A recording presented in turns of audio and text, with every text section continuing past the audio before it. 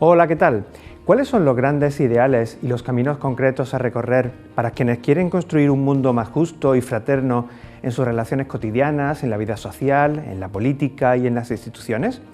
A esta gran pregunta responde el Papa Francisco con una encíclica, Fratelli Tutti. La conciencia sobre la ecología, la globalización y en este momento la pandemia que sufrimos ponen ante nuestros ojos con mayor claridad el destino común al que estamos llamados.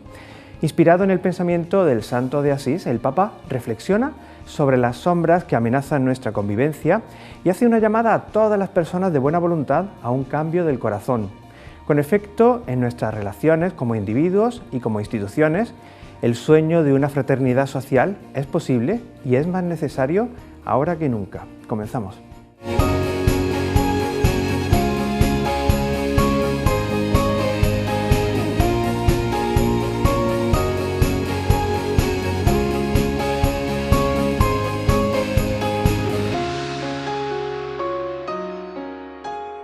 Muchos conocemos la oración de San Francisco de Asís: Señor, hazme un instrumento de tu paz.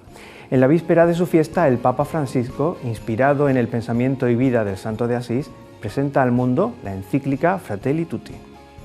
Asís es una pequeña ciudad de la región de Umbría, en la zona central de Italia. Desde hace 8 siglos, recibe cada año miles de peregrinos de todas partes del mundo. Hasta allí llegaba el Papa Francisco como uno más, esta vez en un ambiente sobrio debido a la pandemia. Era recibido en los aledaños de la Basílica Inferior que desde el siglo XIII guarda los restos de San Francisco de Asís. En la cripta, junto a varios frailes, celebraba la Eucaristía, sin homilía, destacando la oración y el silencio que marcan una solemne y sobria celebración. Al finalizar y sobre la tumba del pobrecillo de Asís, Francisco firmaba la tercera encíclica de su pontificado, Fratelli Tutti, dedicada a la fraternidad y la amistad social. El domingo, durante el momento del Ángelus y en la solemnidad de San Francisco de Asís, el Papa recordó el momento de la firma y el sentido de un escrito que propone la búsqueda de la fraternidad en la tradición de un esfuerzo que continúa el trabajo de anteriores pontificados. La offerta a Dio sulla tomba di San Francesco, dal quale ho tratto l'ispirazione come per la precedente Laudato Si. I segni dei tempi mostrano chiaramente che la fraternità umana e la cura del creato formano l'unica via verso lo sviluppo integrale e la pace. Destaca el Papa Francisco la impronta del espíritu de Francisco de Asís y su sueño de fraternidad para todo el mundo. Si les parece, conocemos un poco más en profundidad la última encíclica del Papa Francisco. A tutta la prima sezione della Segreteria di Se ha presentado públicamente la tercera encíclica del Papa Francisco.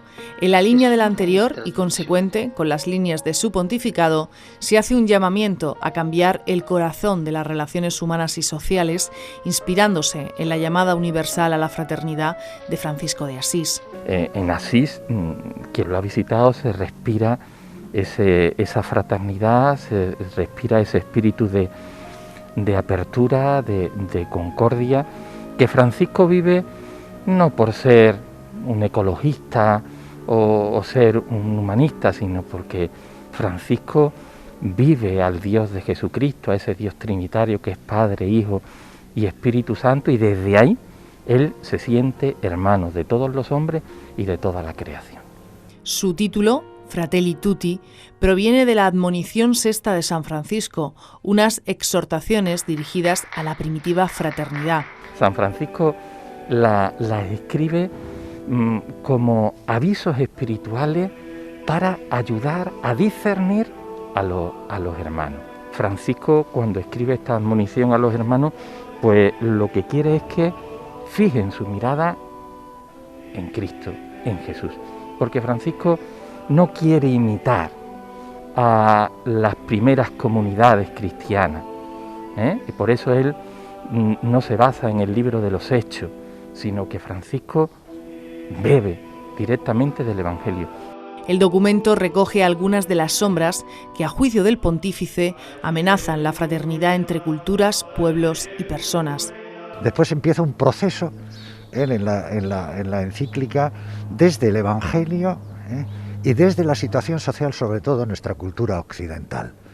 Lo que ha sido la conciencia común de la modernidad, la conciencia común de la ilustración, la conciencia común de la industrialización, la conciencia común de la ecología, pero siempre ha habido contrapuestas en los cuales se ha roto precisamente esta vocación universal de las propuestas que hemos visto en estos últimos tiempos, precisamente porque no hemos alcanzado una conciencia todavía común de existencia, por los intereses que hay de una parte y de otra, tanto económicos como políticos, como culturales, y como el mal también, el mal también que se infiltra realmente como estructura del mal, como institución del mal y como tendencia personal al mal.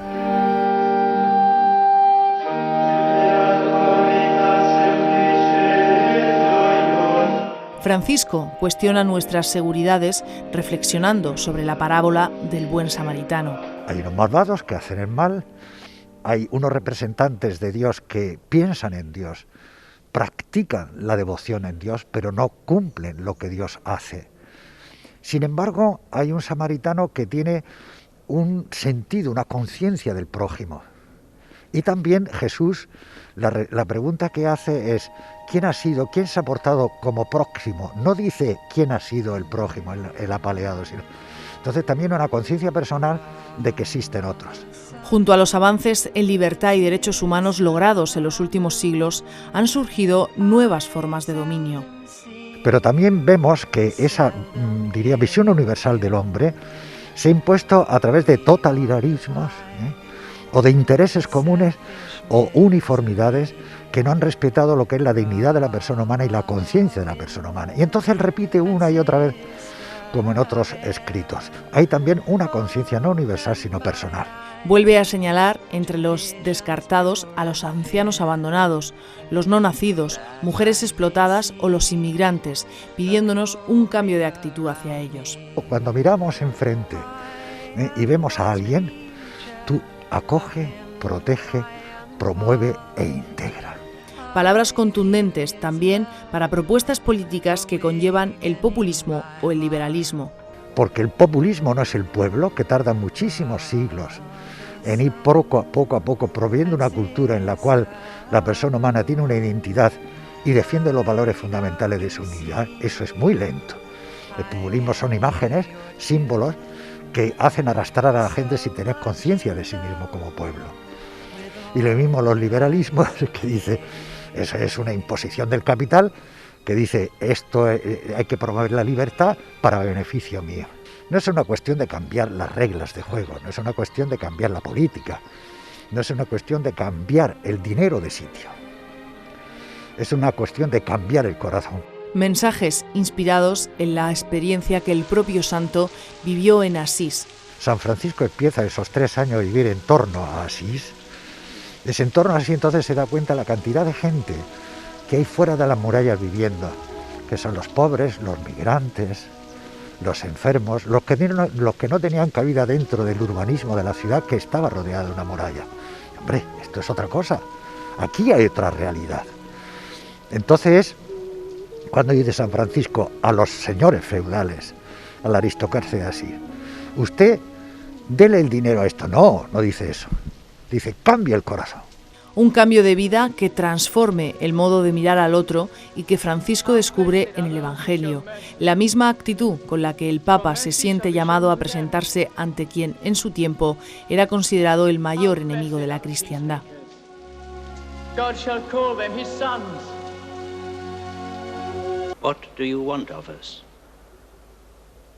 Si levi il sole di una rinnovata fraternità in nome di Dio e sorga da questa terra baciata dal sole l'alba di una civiltà della pace e dell'incontro. Interceda per questo San Francesco di Assisi, che 8 secoli fa venne in Egitto e incontrò il sultano Malik Al-Kamil. Asís ha sido un faro constante para la oración y el entendimiento entre religiones para buscar la paz. Allí firma Francisco su encíclica y en ella hace una llamada a todas las religiones. Que todas las religiones tengan conciencia de esta universalidad de la dignidad de la persona humana. Así como el Papa Juan Pablo II, y eso lo tiene él en la cabeza, reunió a todo el mundo en 1986, a todas las religiones en Asís. Señores, vamos a rezar por la paz. Y todos estamos implicados en la paz porque todas las religiones tienen que defender al hombre.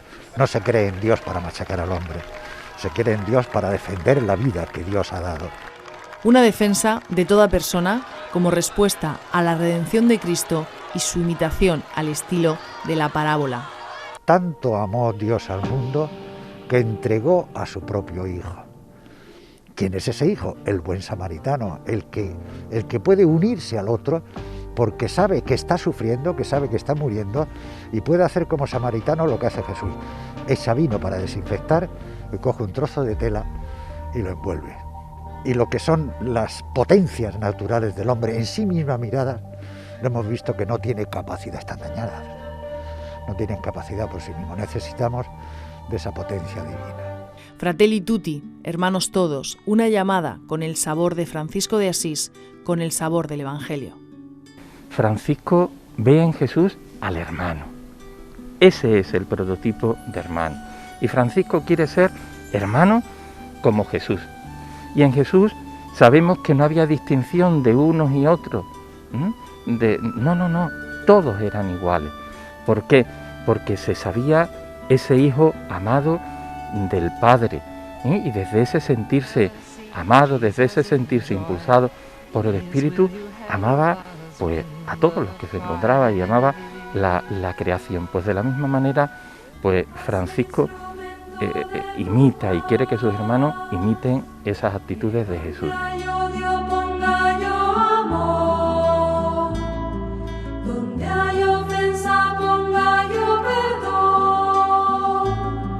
En el camino de maduración cristiana se busca fortalecer la relación con Cristo. Poco a poco se van celebrando aquellos sacramentos que de algún modo habían quedado pendientes en los últimos meses. 17 alumnos de la UCAM recibieron hace unos días el sacramento de la confirmación. Fue en el Templo de los Jerónimos, una celebración presidida por Monseñor Sebastián Chico, obispo auxiliar de la diócesis de Cartagena. A los jóvenes les invitó a dejarse conducir por el Espíritu Santo y dar testimonio de fe en sus diferentes ámbitos. La pandemia ha supuesto en muchos casos una suspensión de la actividad formativa de las parroquias. Junto a las iniciativas creativas que se pusieron en marcha, se ve necesario impulsar lo antes posible una vuelta a la participación presencial en las catequesis. Durante el curso pasado, muchos de los grupos de catequesis parroquiales se vieron obligados a parar o adaptarse a reuniones virtuales a través de las herramientas digitales. Al principio un poco, yo creo que como todos los catequistas y todas las parroquias han intentado que no se cortara la relación con los niños, pues porque cuando eso fue en marzo, y estaban las comuniones, sobre todo en mi caso en concreto como coordinadora de segundo, teníamos todos los correos electrónicos y trabajábamos mucho a través del WhatsApp con los padres, un poco pues para reuniones y demás. Entonces, con el equipo de catequistas, que la verdad es que ha funcionado estupendamente bien, lanzamos la propuesta de algunas pequeñas catequesis ya de cara a Semana Santa, pues preparar un poco la Semana Santa, de actividades de montar un Vía Crucis, para que los niños participaran desde casa, se mandara, nosotros lo organizáramos a nivel de vídeo y montarlo para luego proyectarlo en el Facebook de la parroquia. Propuestas con objeto de mantener la presencia aún en medio del confinamiento. Bueno, pues intentamos motivarlos de alguna manera, se quedaban sin la misa de niños y bueno, pues empezamos a crear una serie de canciones para que ellos aprendieran los gestos de cara siempre pensando en que había unas comuniones de por medio. Luego pues todo se fue al traste en ese sentido, pero mantuvimos la catequesis pues hasta mayo casi. 7 meses después, el objetivo es reavivar la vida de fe individual y comunitaria, y de ahí la preocupación de retomar el inicio de las catequesis. Estamos apostando por una catequesis presencial. La parroquia es el lugar ordinario donde se nace y se crece en la fe, y tenemos que seguir apostando pues para que los grupos de catequesis pues puedan desarrollar sus catequesis en este ámbito. Catequesis que deben ponerse en marcha con la precaución necesaria. Bueno, ante todo lo que queremos es que se puedan aplicar todas las medidas sociosanitarias para que tanto los catequizandos como sus familias puedan estar muy seguros. Una de ellas es la elección de los espacios, que tienen que ser lo más abiertos, amplios y ventilados posibles. Se pueden utilizar también los templos, son los lugares más amplios, más ventilados, más abiertos, y pueden utilizarse pues para una catequesis, por ejemplo, intergeneracional. Los grupos deberán ser reducidos. Siempre y cuando las salas puedan tener un aforo del 75% sin superar los 100 participantes, se recomienda lo más pequeño posibles, entre unos 6 y unos 8, además del catequista. En esta nueva etapa se recomienda la participación de catequistas jóvenes que estén preparados, así como una mayor implicación de las familias. Hay que apostar porque los padres, que son los primeros educadores de la fe, pues puedan también dar su aportación. Son los primeros que tienen que educar a sus hijos. Tenemos que facilitarles pues el que nos puedan echar una mano, si no todas las semanas, pues sí, cada 15 días. Una semana catequesis en la parroquia, otra semana catequesis en casa con los padres. Sería también un modelo, una modalidad pues muy recomendable en este tiempo. Una colaboración que ya se puso a prueba durante el inicio de la pandemia. Yo lo que resalto de mi parroquia en concreto, y cada uno supongo que podrá opinar de su parroquia, es que los padres se han implicado muchísimo en la educación religiosa de sus hijos. A mí eso me ha llamado muchísimo la atención. No contaba con que iba a ser tan grande esa implicación. La tecnología a través de Internet ha venido para quedarse, una herramienta que puede ser útil para gestiones de formalización. Las inscripciones que puedan ser sobre todo online, de manera telemática. Medios telemáticos como apoyo a la catequesis presencial y que podrían volver a ser esenciales en un hipotético caso de vuelta al confinamiento. Este periodo difícil nos está obligando a repensar muchas cosas, centrándonos en lo importante, también en cuanto a la celebración de los sacramentos. Hay que ir a lo esencial. Igual que la catequesis debe durar entre unos 30-40 minutos yendo siempre a lo esencial, pues también nuestras celebraciones deben de ir a lo concreto, deben ir a lo que es la celebración del sacramento en sí. Y por eso, pues habría que aumentar las tandas, aumentar las celebraciones, reduciendo el número de familias, más que apostar por una sola celebración donde vaya solo los padres y los abuelos.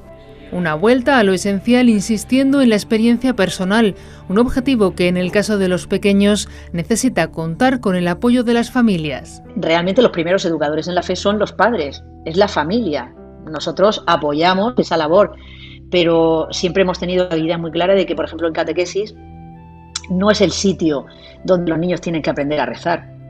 Es el sitio donde los niños tienen que aprender a vivir en comunidad, a conocer la Iglesia como comunidad, como ayuda a los más necesitados, conocer que hay un Jesús vivo que está en el sagrario. Pero aprender a rezar realmente desde pequeños eso tiene que nacer desde la familia, desde abajo. Nosotros podemos ayudarlos, ¿no?, y colaborar. Entonces yo creo que esta nueva situación va a darle una responsabilidad mayor a los padres, que la van a asumir perfectamente, que la van a asumir muy bien. Y creo que va a ser importante, ¿no?, que los niños puedan retomar el rezar en casa, el leer la Biblia en casa con los padres, el hacer alguna ficha de trabajo. Y para los padres es quitarse el polvillo ese que tienen ahí de cosas que creen que no saben, pero que las saben, porque eso es una vivencia de fe que han tenido, los padres se la han transmitido. Y entonces nos vamos a convertir nosotros realmente, los catequistas, en eso, en colaboradores de la educación en la fe que prioritariamente nace de la familia.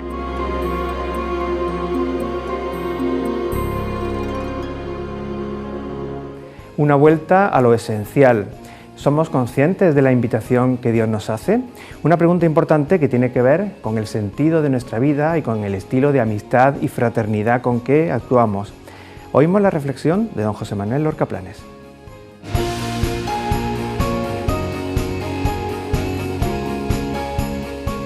Con mi ventana abierta al mundo, os saludo, amigos. Otra semana más. La palabra de Dios vuelve de nuevo a insistir en el mismo tema que la semana pasada. Recuerden, la semana pasada vivimos la experiencia que cuenta Jesús de aquellos viñadores que reciben esta viña del Padre, la hacen propia y piensan que no tiene dueño y se alejan totalmente de la voluntad de Dios. Hoy Jesús nos presenta otra parábola que va muy cerca también de este mismo sentido. Dios ha preparado un banquete de fiesta y te ha invitado, nos ha invitado a todos. Es realmente el centro de atención. Dios, de nuevo, prepara una fiesta para ti. Pero curiosamente, se da la misma circunstancia. Los invitados fueron poco a poco excusándose para no ir. No tenían interés y ponían excusas. ¿Qué es lo que está pasando? ¿Qué le pasa al mundo cuando vemos que Dios prepara una viña con cuidado, prepara la creación con cuidado, la pone en nuestras manos y luego hace banquete de fiesta que nos invita de nuevo también a nosotros? El protagonista es Dios y también nosotros, que recibimos de Dios todo. Pero, ¿por qué el mundo? ¿Por qué tú le das la espalda a Dios? Si Él piensa siempre en nuestro bien, se acerca a nosotros, abre las puertas de la esperanza, nos da todo. Este es el problema, que creo que después de haber escuchado estas palabras de Jesús podemos decir: en el mundo no hay fe. ¿Qué le está pasando a la gente que se aleja de Dios? ¿Qué le pasa a la gente? ¿Estamos sordos? ¿Es que no escuchamos la voz de Dios? En la predicación de Jesús hay, unas puertas abiertas. Yo en mi caso tengo una ventana, pero Dios ha abierto de par en par las puertas para que entremos. No solo para que nos conformemos mirando, sino para que entremos. ¿Y qué nos pide Dios? Construir una sociedad fraterna, que seamos hermanos de verdad, que no vayamos solo a nuestros intereses y que trabajemos por los demás. ¿Desde qué actitud? Desde el amor, desde la caridad. La comunión, la unidad viene como consecuencia de esto. Si estamos en fraternidad, hay alegría. Si miramos a los demás con el mismo corazón que nos mira Dios, hay alegría, hay esperanza. Por lo tanto, no es extraño. ¿Qué te pide Dios? Que te conviertas, que nos convirtamos. Dios nos está pidiendo una conversión auténtica, verdadera, y que practiquemos la caridad, que vivamos la caridad, porque si no vivimos la caridad, si no seguimos escuchando a Dios y mirando a los demás para ayudar, no llevamos el traje de fiesta. Y si no llevamos el traje de fiesta, no es extraño que al final de los tiempos el Señor nos diga: no puedes entrar, o ven, bendito de mi Padre. La invitación está hecha por parte de Jesús. Mucho ánimo, escucha a Dios y adelante.